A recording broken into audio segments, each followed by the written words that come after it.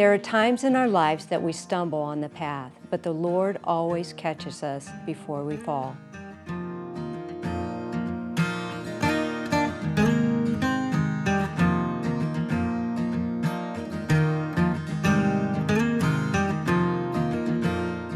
William Lee Golden is one of the most recognized personalities in country and gospel music, having earned the highest accolades as a member of the legendary group, the Oak Ridge Boys. With over 40 million records sold, the Oaks have had dozens of #1 singles, over 30 top 10 hits, 5 Grammy Awards, 4 Country Music Awards, and the list goes on and on. They've been inducted into the Grand Ole Opry, the Gospel Music Hall of Fame, and the Country Music Hall of Fame. But during his 40s, William went through profound changes, emotionally, spiritually, and physically, when he felt his 4 walls closing in. This is his story. This is today's Nashville. This is Faith, Part 1. William Lee Golden. You know, never in my wildest dreams would I ever think I'd be sitting here talking to you. I have to tell you, before we even start, that you and the Oak Ridge Boys are the reason why I love country music. Really? It is. I am so honored, and what a place you have here. Thank you so much for inviting me into your beautiful home.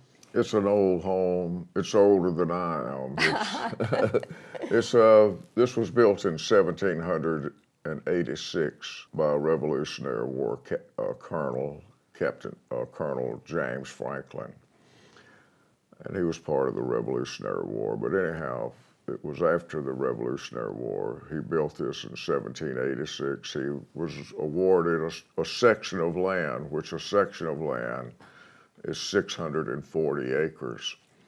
So that's what he was awarded here for his service in the Revolutionary War. And he built this old place and raised a bunch of kids here. And then later on, he was buried out back here and it's right across our fence over there, but around some other homes now. But yeah, it was an old place, and I love it out here. It's got a nice creek out here, and we got 7-acre yards, so it's enough to get out and throw the ball or chase the dog or whatever. I want to hear everything about it, but the first question I have to ask you, and I know everybody asks you about this, is the beard.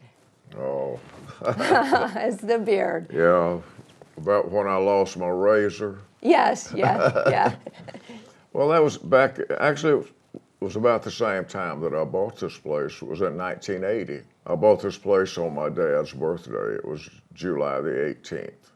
And I signed the papers. I wanted it to be on his birthday because it felt like home to me. And I grew up on a big cotton and peanut farm down in South Alabama, Northwest Florida. And my dad was a big farmer. And so growing up in a rural atmosphere, you know, primitive in my younger years, I remember all that. But yeah, it was a great experience for me, and music was always a part of our home. My sister was 2 or 3 years older than me, and she played instruments and taught me how to play, and I learned how to play guitar and sing harmonies when I was 7 years old. And we'd play and sing as little kids and sing on Granddaddy's radio show. And from there, we'd sing in every little schoolhouse and church around South Alabama and Northwest Florida. You know, I read your autobiography that just came out. I couldn't put it down. It was just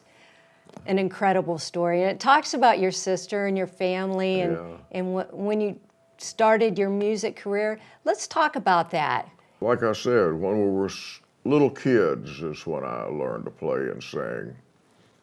When I was real little, you know, my dad would be gone in the daytime 5 or 6 days a week. He worked at the shipyard in Mobile. It was beginning of the Second World War, and that was happening during when I was a baby.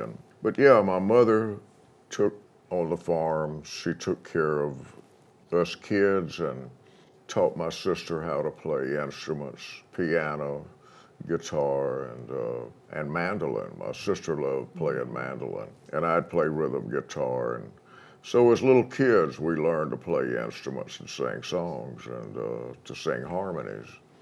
So we'd sing old gospel songs, old country songs, gospel songs that like I Saw the Light, songs that Hank Williams and Roy Acuff, you know, these old country singers, a lot of them sang gospel music too. But we'd sing Roy Acuff's song, The Great Speckled Bird, and songs by Kitty Wells, Louvin Brothers songs. But yeah, as little kids, we'd play those songs, and great memories for me. But that led on, and then in high school is when I first started singing in quartets. I sang in the FFA quartet in high school, and from there, after high school, we competed with other schools, you know, singing or either playing bands, you know. Either your FFA chapter, Future Farmers of America kids they would nurture your talents, whether it was playing instruments or singing, and they would nurture that. And so we had FFA quartet competition and also band competition with musicians. Well, you know, everyone who thinks about the Oak Ridge Boys, they thought, you know, when I think of the Oak Ridge Boys, I think of your band. But it started before you. Yeah. And it was your dream to be an Oak, right? Right. When I was singing part-time, you know, in high school, it was in high school when I first heard about the Oak Ridge Boys, and it was one of the guys I was singing an FFA quartet with was the one that brought one of their albums, and then I had to go get the album, and it was 2 albums that really turned me on to the Oak Ridge Boys then. Was called Folk-Minded Spirituals for Spiritual-Minded Folk. And then the other one was the Oak Ridge Boys with Sounds of Nashville. Both of those albums were on Warner Brother Records back at that time. To me, those albums put them in a league that was a little different than what I considered a lot of the older gospel quartets and singers at that time. They were young guys and had a whole new flair about singing and playing music, and it resonated with me. I loved it. Well, we're going to talk about the Oak Ridge Boys because your dream became a reality, and we're going to talk about how you even auditioned, came to Nashville, became an Oak Ridge boy. We're going to talk about it in just a minute.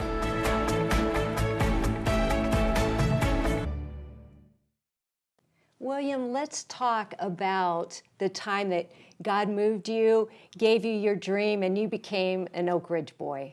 Actually, what I've done most of my life is I've followed my visions. I've had visions throughout different times, you know. It's not a daily thing, but occasionally you have a vision and you see things and you follow those things. That's what I did with wanting to be with the Oak Ridge Boys, you know. You call it a dream or whatever, but I had worked with them when I was singing in part-time groups. I was working at a paper mill, working on a farm, and also had a job at the paper mill and singing part-time. And so that was out of high school, you know, and then I got married and had 3 little boys. And What was life like on the road? On the road with the group, with the Oaks? Well, when I first joined, it was in 1965, in January, and I joined. And at that time, we were a struggling gospel group, like several other gospel groups. We were all struggling to survive, and we all loved singing harmonies and gospel groups.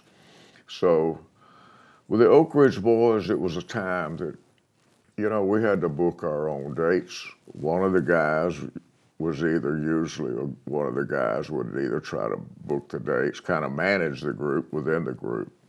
Before we had agents and managers and professional agents, we just people wanting to sing, and I joined the Oak Ridge Boys then. But during that time period, We had a bus driver some, but then sometimes, maybe a bus driver would leave and you couldn't replace them right quick. But then there would be time periods where we would be not only singing, but we'd be driving the buses too. And we'd take turns driving the guys. One guy would, and the shift you always hated was the second shift at night after a concert, because you'd be exhausted. But one guy would have the first shift, and somebody's got to take the second shift. And we'd drive for like 2 hours, 2 or 3 hours, and then wake somebody else up. When did things start turning around? When all of a sudden you started becoming extremely popular? You were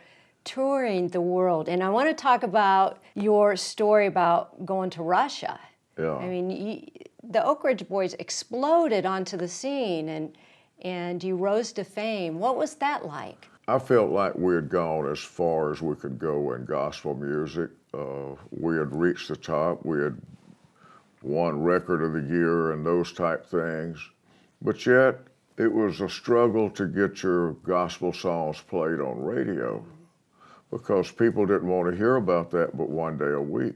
They may tolerate it on Sunday, but they don't really want to hear that on Monday, Tuesday, and Wednesday, and Saturday. It was a thing that I felt like it was a time that the Oak Ridge Boys needed to expand our music. Having to live 7 days a week, but we're only singing about subject matter that most people only want to think about or hear on just one day a week, and that'd be on Sunday. So you have to realize who you are and where you are and what you really need to do, and you really need to expand your music. So what we did is we started talking with Jim Halsey. Jim Halsey was then and was always the top manager and top booking agent in country music. He managed Roy Clark his entire career, from time Roy Clark was a side man with Wanda Jackson's band, and Jim Halsey managed him from being a side man in Wanda Jackson's band to being a superstar. Jim also managed Hank Thompson, one of the early Country Music Hall of Fame people. He managed Minnie Pearl, he managed Mel Tillis, he managed, like I said, Wanda Jackson. She was in the Country Music Hall of Fame and Rock and Roll Hall of Fame. But 29 of Jim Halsey's clients and former clients that he had managed them and booked them are now in the Country Music Hall of Fame. So he knew how to take a career, and he told us when we first got together, he said, guys, he come to see us perform. And after we performed, he come backstage. It was at the Ryman Auditorium. He said, guys, you're 3 minutes away from being a household name. And so what do you mean? He said, well, you need one song, one hit record, and you're on your way. I think I know which one that is. It was Y'all Come Back Saloon was the first one. Okay. But then we had several more, and then Elvira hit in 1981. Yep, that's the one we I had remember. Our first country record and first country hit record in 1977. Then Elvira hit in 1981. Elvira went to the top of country charts and then just spilled right over into pop and rock and roll, and every other station then was playing Elvira during the summer of 1981. And then the next year we had Bobby Sue that kind of did the same thing. It was went to the top of country music, spilled over into rock and roll and pop music, and was played on all of those stations too. So it was in 1981 and 82, basically during the musical heyday of the Oak Ridge Boys for that time period, and we were, at that time, we sold more singles on Elvira then in 81 than any other single that had ever sold out of Nashville. The single itself was sold over 2 million singles, and that was unheard of. the album went to be a double platinum album at that time. And when that went double platinum, all their other albums went gold. So, but you know, there is a time in your book, and we're going to talk about it after the break, that, you know, you were fired from the Oak Ridge Boys, and God was going to take and change your life. We're going to talk about it when we come back.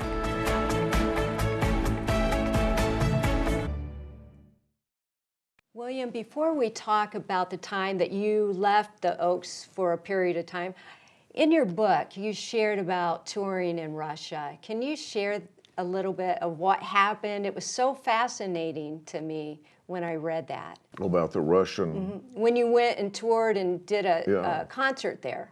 Yeah, we did 3 weeks. We did several concerts. Jim Halsey, our manager, and he also managed Roy Clark. We all went to Russia together on a cultural exchange program, is how we went. It was a State Department sanctioned cultural exchange program. We spent 3 weeks in Russia. We first flew into Moscow. We took a train ride on an old dilapidated train that looked to be like 75 years old train. It was a coal powered, you know, they had to put coal heated, and you walk down the aisles on the train, and the people in these little cubic, and the people carried their food with them, you know. I mean, you could smell all these different foods. But it was an educational experience. We got on a train and rode from Moscow overnight to Latvia, to Riga in Latvia. Stayed there for a week and performed 5 nights. And then we went to Leningrad, which is St. Petersburg. Spent a week there and did like 5 nights of concerts there. And then from there, we took the Red Express, Red Arrow Express or something. It's their best train from Leningrad then back to Moscow. But it was when we were in Riga in Latvia, some of us they put guys double you up in rooms over there and things. And it looked like a new hotel, but everything was deteriorating inside. It was stuff falling off the walls. And anyhow, they put me and Joe Bonzel in the same room together. We had these little bunk beds.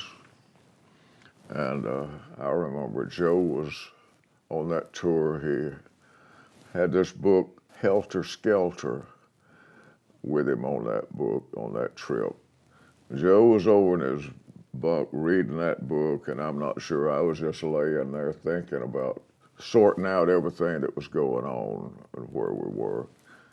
And our door opened. I mean, you heard a rattle at the door and people come walking in our room, and it was like 3 guys with some kind of outfit sewn man, and they had like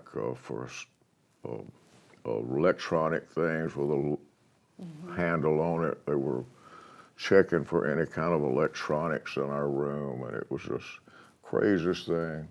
I didn't know what was going on, and Joe didn't either, but it went down. They were in there. I tried to ask them what was. They couldn't understand me, and I couldn't understand them, but they wouldn't talk. And they was around our room, looked under our bed and looked in our closets, and I mean, it was like, it was happening so quick you didn't know what's going on. Then they're gone. So it's like no privacy. But you know, it was an education for me. You learn what real communism is and what socialism really is. I mean, you spend 3 weeks into a communist dictatorship controlled country and you realize the difference in freedom and capitalism and communism, where there's a free enterprise and where there's a controlled, that the government owns everything that you have. They own your home, your car, your refrigerator, your stove. If your stove goes out, you have to fill out papers for it. It may be 3 months or it may be 3 years before you get another one. But the government owns everything. They own everything that you own. It becomes the government's. They own it, and they own you. And then you become a slave to the government in today's society. So figure that out. Yeah, you know, it's amazing, your stories. It's just packed. There's one part I want to get to, and that is when you left the Oaks, God took you on a journey. For eight or 9 years, you had left the Oak Ridge Boys, and you talked about the four walls closing in and your faith. Can we talk about that for a few minutes and what that was like in your journey and then getting back into the Oaks again? It was a situation, it's probably a lot of it was my own fault. I like to party a lot. After a show, I'd take off. Somebody says something's going on somewhere else in town. I'd go to after hour parties. And so I was enjoying the ride, so to speak. Normally you would leave town by 2 o'clock because everybody's got to load up and you travel all night to the next town. You wake up in the next town. So sometimes I might have been close to, they may have wait a few minutes on me, but anyhow, my partners, you know, I helped hire each one of those guys. I called them to come join the Oak Ridge Boys, and then they started having closet meetings behind my back. Well, how do you feel about that betrayal, and how did God use that to work in your heart? It's like a lot of other things. It's like going to Russia. It's a sobering experience. It's kind of like when things happen to you in life, you know, that's close to you. Your partners vote you out, and there's never a meeting on it, but you're sent letters of. I actually heard about it from fans after the concert. I read that. Is how I first heard about it. Was a longtime fan come up, was crying after a show. I said, "Is everything okay?" She said, "Well," she said, "I just hated to hear that they're firing you." I said, "Really?" She said, "Yeah." So she told which one of the guys had said that in a bar, told some people, and so I called the office. I had actually stayed in Detroit that night after the concert because Bob Seger was playing at Joe Louis Arena the next night, and I wanted to see his concert. And I take my kids growing up to go see these concerts, but I stayed to see Bob Seger, but then I called back to the office and talked to my secretary, and she said I had a letter there from it was to me, and it looked like it was from the other guys. So anyhow, I told her that I'd be back the next day, that I was staying in Detroit. But yeah, that's how I found out and then I read about it the following day in the newspaper. What would you say to somebody right now, because God has changed your life, and what would you say to somebody that has gone through something like that? I'm a firm believer that things don't just happen. There's a reason and a purpose for everything that happens. I mean, whether it's good or bad, there's still a reason for it. And sometimes bad things happen to wake you up to finally have a positive outcome on certain things in life. The Oaks getting together and you're back with them. Huh? And you're back with them. Yeah. You're back with them, and I heard about the time that you walked on the stage. Yeah. When you reunited, everybody a standing ovation. Well, they individually came back to me. I heard there was problems going on, that some of the guy was leaving them and had dropped them out. And anyhow, I heard that there was talk. Jim Halsey, our manager, went to them and told them. They went to him and asked him what to do. He said, "Well, guys, I have a 50-point plan for what the Oak Ridge Boys need to do right now." He said, "The first thing you're going to have to do is to get William Lee Golden back in this group.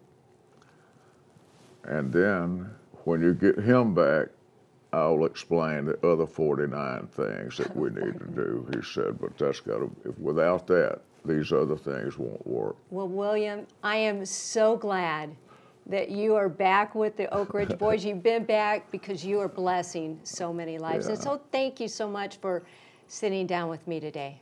Well, thank you for being here at our home. I appreciate y'all all taking the time to come out here. You know, we're not downtown Nashville. We're out here in the middle of the woods almost. We love it. Thank you out so by much. the creek. Thank you. You're always welcome. Thank you.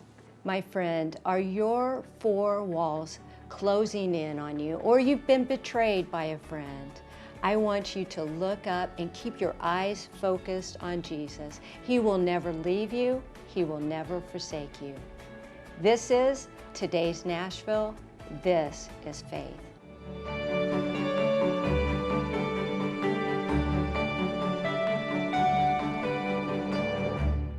Cornerstone Television wishes to thank all our faithful viewers whose consistent prayers and financial support have made this program possible.